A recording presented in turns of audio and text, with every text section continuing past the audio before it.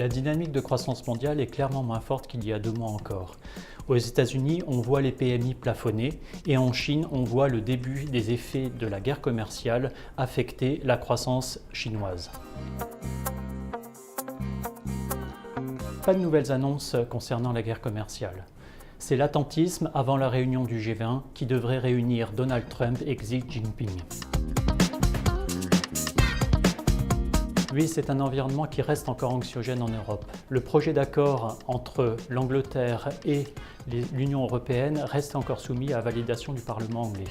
Par ailleurs, en Italie, le gouvernement est encore en négociation avec l'Union européenne pour son budget. Il paraît difficile d'être encore complètement optimiste sur les marchés émergents, tant obligataires que actions. Ces marchés présentent cependant un attrait de valorisation certain. Les risques géopolitiques sont encore présents et le ralentissement chinois est en train de s'opérer.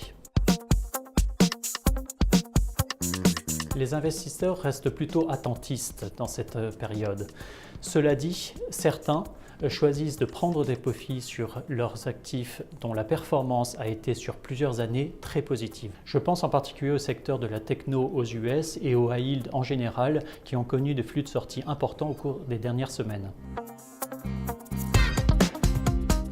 À court terme, prendre des profits sur les actifs risqués sur rebond technique. À plus moyen terme, ne pas perdre espoir, mais faire très attention aux signaux de volatilité que l'on pourra avoir dès 2019.